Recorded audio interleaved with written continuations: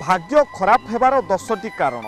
पर वस्त्र मागी परिधान करिबा, सबुबेले नख कामुड़िबा, दक्षिण दिग को मुह करी खाइबा, मंगल आउ शनिवार चुटी काटिबा, खाद्य थाली रे हाथ धोइबा, खाद्यर निंदा करिबा, उत्तर पट को मुंड करी सोइबा, चुटी काटिबा परे न गाधोइबा, न गाधोई चंदन टीका लगाइबा एवं राति रे कपड़ा धोई घर भितरे रखिबा। सांग माने सतरे बड़ अजब आजिर दुनिया। लोके एठी गीता छुई 100 थर मिछ कहीदेवे, किंतु 100 टंकार मद पीले आपे आपे सबू सत कथा गुड़ाक ओगाड़ी देवे।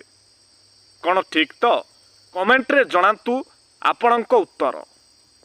सांग माने जेउ घारू रक्त बाहरे नाही तेबे बुझी नियंतु सेही जंत्रणा अन्य केही नुहे बरं निज लोक ही देइछंती।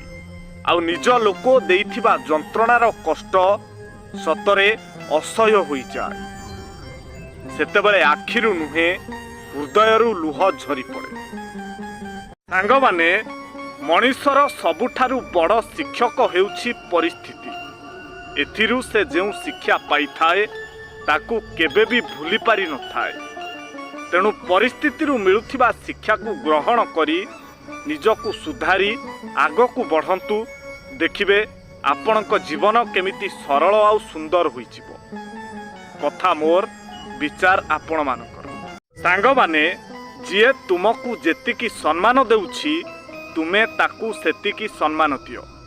अधिक सम्मान देबाकू केबे भी चेष्टा करो नाही। काहेकि ना आजिर ए दुनिया रे लोके सम्मान अपेक्षा बेसी स्वार्थ रे चलती। आ स्वार्थ सरीगले सम्मान देबाकू भूली जाती। कथा मोर विचार आपण मानकर।